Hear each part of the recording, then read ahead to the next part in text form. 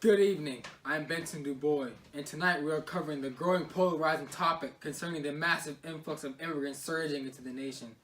Channel 7 has always been dedicated to going straight to the common people of this nation for their opinion, and so tonight we'll be interviewing and talking to the very subjects of this topic, the immigrants in America. First off, we have an Italian immigrant who now lives in the Bloomfield area of Pittsburgh, Pennsylvania. His name is Giovanni Ferri, 29 years old, and eager to start his new life in America. So, Mr. Giovanni, how do you find yourself in America in this time of year? It's a nice being, I gotta say, Mamma Mia, America, man. It's quite a place. I have many reasons apart from my homeland, sadly. To name a few, there's a lot of severe poverty going on and overpopulation, and violent radical unification movements, of course.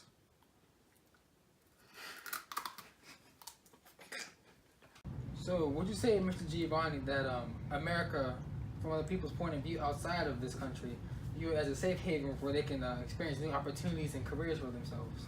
Oh, yes, I would say that is an accurate statement, since most of Europe, to my knowledge, is in a depression or experiencing political or agricultural turmoil. Would you like some spaghetti? Oh, I'm flattered, but I have my Dunkin' Donuts coffee right here, but I would like to go for some.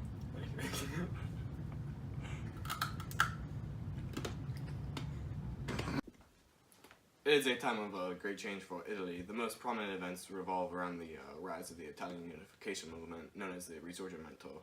It is the social and political process that eventually succeeded in the unification of many different states in the Italian nation. Between 1880 and 1924, more than 4 million Italians immigrated to the United States, half of them between 1900 and 1910 alone. The majority fleeing grinding royal poverty in southern Italy and Sicily. Well, I guess I can say this for both of us and all the people watching. Thank you for that time. You're welcome, you're welcome. Now, to send it over to our intern, Herbert A. Knoll, with the cold, hard facts. In the coming times, you may hear the terms old immigrants and new immigrants, and might not know quite what they mean. Well, let me tell you. New immigrants are those who moved to the U.S. between 1880 and 1920. Old immigrants are those who moved to the U.S. between 1810 and 1850. These immigrants are similar in that they mostly came to America for the same reason, economic opportunity. Some worked in or started businesses in major cities. Others wanted to move west into the new territory to start their own farms. However, many ended up in factory or dangerous labor jobs. Another difference is which part of the world they come from, and the numbers they came in. There were many, many more new immigrants than old. Just about 20 million people immigrated between 1880 and 1920, and the new immigrants came mostly from Southern and Eastern Europe. Old immigrants were mostly from Northeastern Europe. I'm Herbert Knoll. Back to you, Benson. And now, a word from our sponsor as we go to break. I'm so tired, but I got Dunkin' Donuts. Dunkin'. America runs on Dunkin'. Sir. Danny, Danny. Can I get you for an interview? Oh, hey, you scared me. Yeah. Okay. Next up, we have an Irish immigrant, Roddy McCorley. He's only 15 years of age, works on a Carnegie steel mill. So, Mr. McCorley, not to be rude, but where are your parents? Hey, who do you think you're talking to, Sonny? Me parents are doing the best. This ain't easy paying rent in a big city. My few extra dollars keep our roof over me family's head. There's 6 of us after all, and the occasional mousy friend. I meant no offense to your parents, Mr. McCorley, but can you describe your living conditions? I sure can. We only have 2 mattresses for 1 bedroom, which leads straight to the kitchen, with no dividers, so we all sleep together. The worst part is when me folks feel their spirits get hot and heavy. Yeah, it's really quite nasty. Can I get some more of this stuff?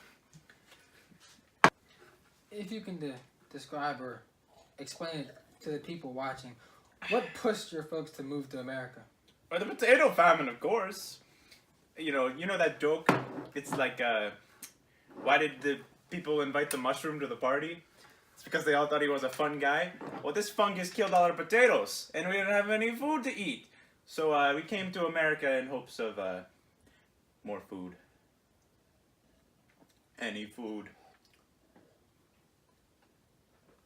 I miss me potatoes.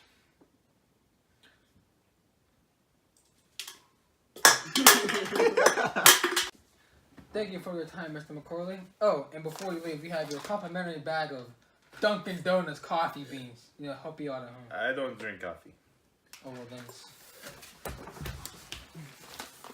But, folks, Mr. McCorley is right.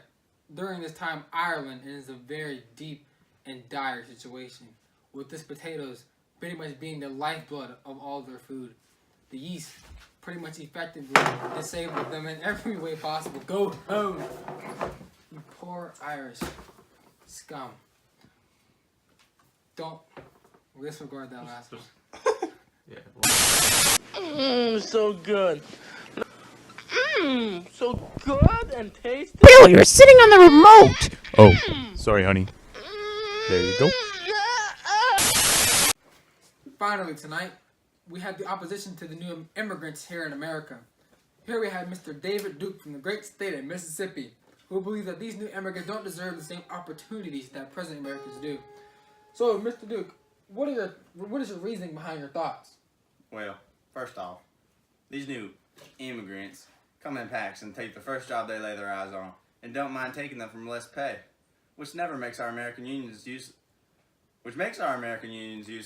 in our struggle for workers' rights. But when you have to agree that America is a nation of immigrants, so what right do we have to deny them opportunities in the workplace? I ain't saying they can't live here. I'm just saying they need to back off and heed to the values of the people already here running the nation.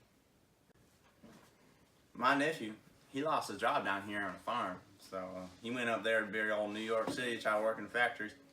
And he couldn't get a job out there. He damn near starving, but them damn immigrants, he took his job. He couldn't find no job. The immigrants fund the nation. Cloud what it truly means to be American by inserting their own central values into American society. Along with that, they also bring diseases from Lord knows where. That's why some people I know have taken liking to nativists like the Know-Nothing Party who take pride in original American images and speak for the common man working hard to provide for his family. So, Mr. Duke, just want to say thank you for being on the show with us. And before you go, I'd like to give you this complimentary bag of Dunkin' Donuts whole bean coffee. Even this, made in China. This is us. But I'm not taking this. So. Well, thanks for your time. And now, final word from our sponsor. Dunkin' Donuts! During the early 1900s, immigration was on the rise, and in 1907, more people immigrated to the United States than any other year, a record that would hold for the next 80 years. Approximately 1.25 million immigrants were processed at Ellis Island in that 1 year. If the immigrants' papers were in order and they were in reasonably good health, the Ellis Island inspection process would last approximately 3 to 5 hours. Doctors gave every single immigrant a 6-second physical. By 1916, it was said that a doctor could identify numerous medical conditions just by glancing at an immigrant.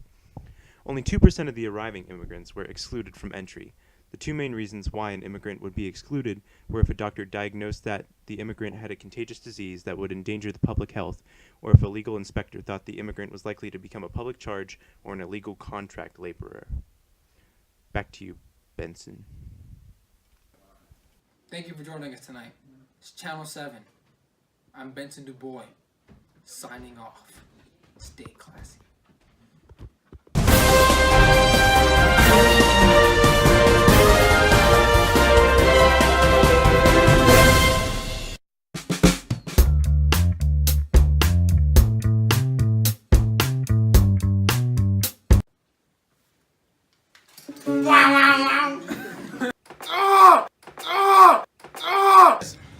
Alright, you need to stop.